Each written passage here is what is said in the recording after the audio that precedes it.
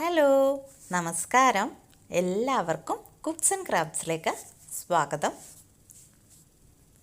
ഇന്ന് ഒരുപാട് പേർക്ക് അറിയാൻ ആഗ്രഹമുള്ളത്, അല്ലെങ്കിൽ ഒരുപാട് പേര് നമ്മൾക്ക് പേഴ്സണലായിട്ടൊക്കെ മെസ്സേജ് അയച്ച് ചോദിച്ചിട്ടുള്ളൊരു കാര്യമാണ് വിപ്പിംഗ് ക്രീം സ്റ്റിഫാക്കുന്നത് എങ്ങനെയാണ്, അല്ലെങ്കിൽ നമ്മൾ ക്രീമിലേക്ക് ഐസിങ് ചെയ്യുമ്പോൾ അത് മെൽറ്റായി പോകുന്നതിൻ്റെ കാരണം എന്താണ്. അപ്പോൾ നല്ല സ്റ്റിഫായിട്ട് എങ്ങനെ ക്രീം ബീറ്റ് ചെയ്തെടുക്കുക എന്നുള്ളതാണ് ഈ ഒരു വീഡിയോയിൽ കാണുന്നത്. ക്രീം നല്ല സ്റ്റിഫായിട്ട് ബീറ്റ് ചെയ്താലേ ഐസിങ് പെർഫെക്റ്റ് ആയിട്ട് വരുള്ളൂ. അതുപോലെ തന്നെ നമ്മളുടെ കേക്കിന് വേണ്ട ഡെക്കറേഷൻസ് ഒക്കെ നമുക്ക് വിപ്പിംഗ് ക്രീം വെച്ച് തന്നെ ചെയ്യാൻ പറ്റും. അപ്പോൾ നമുക്ക് വീഡിയോ കാണാം. ഞാൻ എന്താ നല്ല ക്ലീനും ഡ്രൈ ആയിട്ടുള്ളൊരു ബൗളിലേക്ക് 2 കപ്പ് വിപ്പിംഗ് ക്രീമാണ് ആഡ് ചെയ്ത് കൊടുത്തേക്കുന്നത്. ഈ വിപ്പിംഗ് ക്രീം നല്ല ലിക്വിഡ് ഫോമിലുള്ള വിപ്പിംഗ് ക്രീമാണ്. ഇതാ കണ്ടില്ല, ഞാൻ ഒരു സ്പൂൺ വെച്ച് കാണിച്ചു തരാം. ഇതിൽ ഒട്ടും ഐസ് ക്രിസ്റ്റൽസ് ഇല്ല. ഐസ് ക്രിസ്റ്റൽസ് അതിലുണ്ടാവാൻ സാധ്യതയുണ്ട്. കാരണം എന്ന് പറഞ്ഞാൽ നമ്മൾ ക്രീം ഫ്രീസറിലാണ് സൂക്ഷിക്കുന്നത്. ഫ്രീസറിൽ നിന്ന് എടുത്തിട്ട് നമ്മൾ ഐസ് ക്രിസ്റ്റൽസോട് കൂടിയാണ് ക്രീം ബീറ്റ് ചെയ്തെടുക്കുന്നതെങ്കിൽ പ്രശ്നമൊന്നുമില്ല, പെട്ടെന്ന് സ്റ്റിഫായി കിട്ടും. പക്ഷേ ഈ ഐസ് ക്രിസ്റ്റൽസ് നമ്മൾ ഫ്രിഡ്ജിൽ വെക്കുമ്പോഴോ അല്ലെങ്കിൽ റൂം ടെമ്പറേച്ചറിൽ വെക്കുമ്പോഴോ മെൽറ്റ് ആകും. അപ്പോൾ നമ്മളുടെ ക്രീമും അതുമാതിരി തന്നെ വാട്ടറി ആയിപ്പോവും. അതുകൊണ്ട് തന്നെ ലൂസായിപ്പോവും. അതുകൊണ്ട് തന്നെ നമ്മളുടെ ക്രീം ശരിയായിട്ട് വരില്ല. അപ്പോൾ എപ്പോൾ വിപ്പിംഗ് ക്രീം ബീറ്റ് ചെയ്യാൻ എടുക്കുകയാണെങ്കിലും അതിന് തണുപ്പ് വേണം, പക്ഷേ ഐസ് ക്രിസ്റ്റൽസ് പാടില്ല.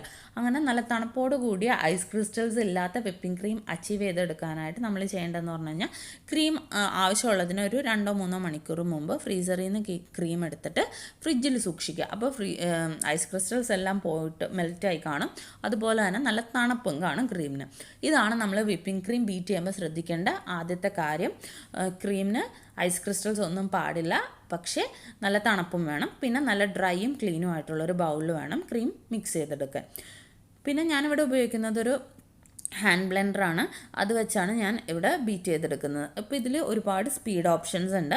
നമ്മൾ ക്രീം ബീറ്റ് ചെയ്യാൻ തുടങ്ങുമ്പോൾ ഏറ്റവും ആദ്യം ഇടുന്നത് സ്പീഡ് 1 ആണ്. എന്നിട്ട് ഒരു 2 മിനിറ്റിൽ കൂടുതൽ നമ്മൾ ബീറ്റ് ചെയ്തെടുക്കണം. ഇതുപോലെ ഇതാ കണ്ടില്ലേ, ഇങ്ങനെ ബീറ്റ് എടുക്കുമ്പോൾ നമ്മൾ ക്രീം നല്ലതുപോലെ ഒന്ന് പതഞ്ഞ് വരും. ഇത് തിക്കാവാനൊന്നും തുടങ്ങില്ല. സ്പീഡ് 1-ലോ 2-ലോ ഇടുമ്പോൾ ഇപ്പോൾ ഇതാ നല്ല പോലെ ഇത് പതഞ്ഞ് വന്നിട്ടുണ്ട്, കണ്ടില്ലേ. ഇനി ഞാനിത് സ്പീഡ് കൂട്ടുകയാണ്, 2-ലേക്ക് ആക്കിയിട്ട് ഇതും ഒരു 2-3 മിനിറ്റ് ഇങ്ങനെ ബീറ്റ് ചെയ്തെടുക്കുക. നമ്മൾ മാക്സിമം സ്പീഡിലിട്ട് ആദ്യമേ തന്നെ മാക്സിമം സ്പീഡിലിട്ട് ബീറ്റ് ചെയ്തെടുക്കുകയാണെങ്കിൽ നമ്മുടെ ക്രീം ഭയങ്കര എയറി ആയിപ്പോവും. അപ്പോൾ നമുക്ക് ഫിനിഷ് ചെയ്യാനും വർക്ക് ചെയ്യാനും ഒക്കെ ബുദ്ധിമുട്ടാണ്. അപ്പോൾ ദാ ഇത് നല്ല പോലെ പതഞ്ഞ് കുറച്ചൊന്ന് വോളിയമായി വരുന്നുണ്ട്. പിന്നെ നമ്മൾ വിപ്പിംഗ് ക്രീം ബീറ്റ് ചെയ്യാൻ എടുക്കുമ്പോൾ എപ്പോഴും വലിയ ബൗൾ എടുക്കണം. കാരണം 1 കപ്പ് ക്രീം ബീറ്റ് ചെയ്ത് വരുമ്പോൾ 2 കപ്പാവും വിപ്പായി കഴിയുമ്പോൾ. ഇപ്പോൾ ഞാൻ സ്പീഡ് 3-ലേക്ക് മാറ്റിയിട്ടുണ്ട്. എന്നിട്ടും ഇതുപോലെ ബീറ്റ് ചെയ്തെടുക്കുകയാണ്. ഇത് കണ്ടില്ലേ, ഇപ്പോൾ കുറച്ചൊരു കട്ടി വെച്ചിട്ടുണ്ട് നമ്മളുടെ ക്രീമിന്. കുറച്ച് വോളിയം നല്ലപോലെ കൂടിയിട്ടുണ്ട്. അതാണ് ഞാൻ പറഞ്ഞത് ആദ്യമേ വലിയ ബൗൾ എടുക്കണമെന്ന്. ഇപ്പോൾ അതായത് കുറച്ച് തിക്കായി വരുവാണ്. ഇതൊരു 2-3 മിനിറ്റും കൂടി ഈ ഒരു സ്പീഡിൽ തന്നെ ഇട്ട് ബീറ്റ് ചെയ്തെടുക്കണം.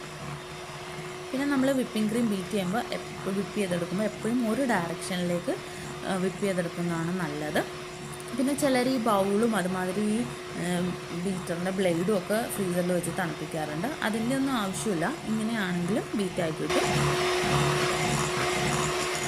പക്ഷേ ക്രീമിന് ഞാൻ പറഞ്ഞ മാതിരി തണുപ്പ് വേണം. ഇപ്പോൾ ദാ നല്ലപോലെ ഒന്ന് വോളിയം വെച്ച് കുറച്ചൊന്ന് തിക്കായി വന്നിട്ടുണ്ട്. ഇപ്പോൾ ഞാൻ ഈ ബ്ലേഡ് പൊക്കി കാണിക്കുമ്പോൾ നിങ്ങൾക്ക് മനസ്സിലാവുന്നുണ്ടാവും. ഇതാ കണ്ടില്ലേ, ഈ ഒരു പരുവമാണ് സോഫ്റ്റ് പീക്സ് എന്ന് പറയുന്നത്. ഇതാണ് ഐസ്ക്രീമിനൊക്കെ വേണ്ട പരുവം. ഇപ്പോൾ ഞാൻ നിർത്തിയിരുന്നത് സ്പീഡ് 3-ലാണ്. അപ്പോൾ ഞാൻ രണ്ടാമത് റീസ്റ്റാർട്ട് ചെയ്യുന്നത് സ്പീഡ് 3-ൽ തന്നെയാണ്. എന്നിട്ട് ഇനിയൊരു 1 മിനിറ്റോളം ഒന്ന് ബീറ്റ് ചെയ്തെടുക്കണം. ഇത് കണ്ടില്ലേ, ഇതാണ് സോഫ്റ്റ് പീക്സ് എന്ന് പറയുന്ന പരുവം. ഇപ്പോൾ നമ്മുടെ ബ്ലേഡിലൊന്നും നിങ്ങൾ ശ്രദ്ധിച്ചിട്ടുണ്ടാകും ഒട്ടും വിപ്പിംഗ് ക്രീം നിറഞ്ഞിട്ടുണ്ടായിരുന്നില്ല. നമ്മൾ വിപ്പിംഗ് ക്രീം നല്ലതുപോലെ ബീറ്റായെന്ന് മനസ്സിലാക്കാനായിട്ട് കുറേ മെത്തേഡ്സ് ഉണ്ട്. അതിലൊരു മെത്തേഡ് എന്ന് പറഞ്ഞു കഴിഞ്ഞാൽ നല്ലപോലെ കേക്കിന് ബീറ്റ് ആവേണ്ട പരുവമാണ് കേട്ടോ ഞാൻ പറയണത്. നല്ലതുപോലെ ക്രീം സ്റ്റിഫായി കഴിയുമ്പോഴത്തേക്ക് നമ്മളുടെ ഈ ബീറ്ററിൻ്റെ ബ്ലേഡ് നിറയെ ക്രീം കൊണ്ട് ഫില്ലായിട്ടുണ്ടാവും. അത് ഞാനിപ്പോൾ നിങ്ങൾക്ക് കാണിച്ചു തരാം.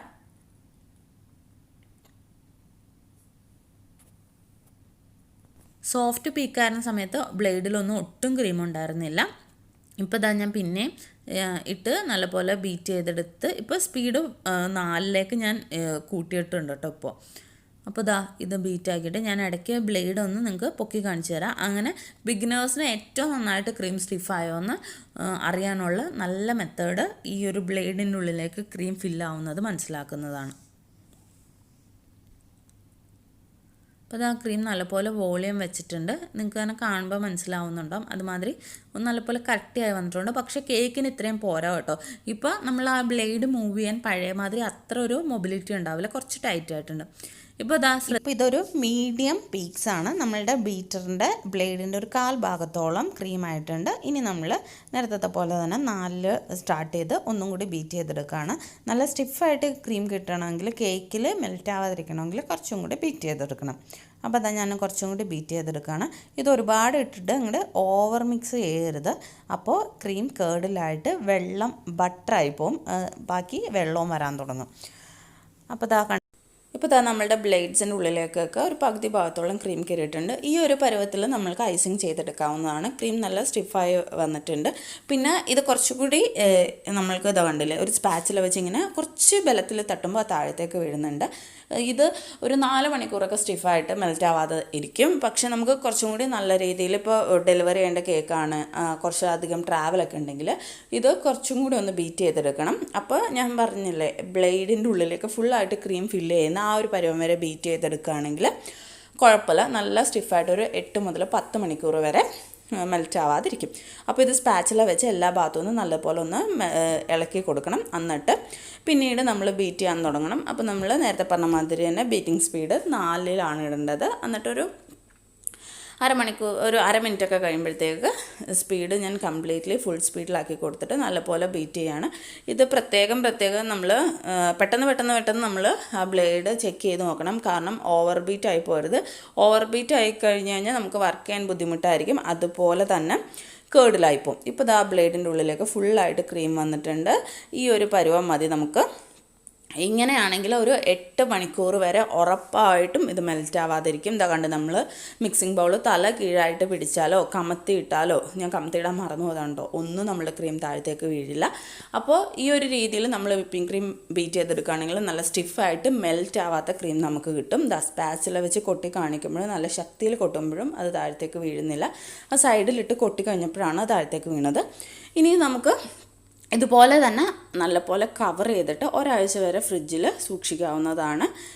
അതുപോലെ തന്നെ ഇത് നമ്മൾ കേക്കിലേക്ക് അപ്ലൈ ചെയ്യുന്ന സമയത്തും AC ഒന്നും അല്ലെങ്കിലും കുഴപ്പമില്ല. നല്ല സ്റ്റിഫായിട്ടുള്ള ക്രീം ആയതുകൊണ്ട് മെൽറ്റ് ആവത്തില്ല. പിന്നെ നമ്മൾ വിപ്പിംഗ് ക്രീം എപ്പോഴും അപ്ലൈ ചെയ്യുമ്പോൾ ആദ്യത്തെ പ്രാവശ്യം അല്ലെങ്കിൽ രണ്ടാമത്തെ പ്രാവശ്യമൊക്കെ ശരിയാവണം എന്ന് വാശി പിടിക്കരുത്. നമ്മൾ പറയാറില്ലേ, നാടൻ ശൈലിയിൽ കൈത്തഴക്കം കിട്ടണം. എന്നാലേ നമ്മൾക്ക് ആ ക്രീം നല്ല ഷാർപ്പ് എഡ്ജസൊക്കെ ആയിട്ട് നമുക്ക് ക്രീമിലേക്ക് അപ്ലൈ ചെയ്യാൻ പറ്റുള്ളൂ. അപ്പോൾ വിപ്പിംഗ് ക്രീം സ്റ്റിഫായിട്ട് ബീറ്റ് ചെയ്തെടുക്കുമ്പോൾ ശ്രദ്ധിക്കേണ്ട 4 കാര്യങ്ങൾ: നല്ല ഐസ് ക്രിസ്റ്റൽസ് ഇല്ലാത്ത നല്ല തണുപ്പുള്ള ക്രീമായിരിക്കണം. അതുമാതിരി തന്നെ നല്ല ഡ്രൈയും ക്ലീനുമായ മിക്സിംഗ് ബൗളും ബ്ലേഡും ആയിരിക്കണം. സ്ലോ സ്പീഡിൽ നിന്ന് സ്റ്റാർട്ട് ചെയ്തിട്ട് വേണം ഹൈ സ്പീഡിലേക്ക് എത്താൻ. അതുപോലെ തന്നെ ഈ ബ്ലേഡിൻ്റെ ഉള്ളിലേക്ക് ക്രീം കയറുന്ന പരുവം, ഇതെല്ലാം നോക്കി നിങ്ങൾ ബീറ്റ് ചെയ്യുകയാണെങ്കിൽ നല്ല പെർഫെക്റ്റ് ആയിട്ടുള്ള വിപ്പിംഗ് ക്രീം തന്നെ നിങ്ങൾക്ക് കിട്ടും. അപ്പോൾ എല്ലാവരും ട്രൈ ചെയ്ത് നോക്കുക. എന്നിട്ട് നിങ്ങളുടെ ഫീഡ്ബാക്സും സജഷൻസും ഒക്കെ കമൻസിൽ കൂടെ അറിയിക്കുക. ഇഷ്ടപ്പെടുകയാണെങ്കിൽ ലൈക്ക് ചെയ്യാനും എന്നെ ഒന്ന് സപ്പോർട്ട് ചെയ്യാനായിട്ട് ചാനൽ സബ്സ്ക്രൈബ് ചെയ്യാനും മറക്കരുത്. അപ്പോൾ പുതിയൊരു വീഡിയോ ആയിട്ട് ഇനിയും കാണാവുന്ന പ്രതീക്ഷയിൽ. Thank you.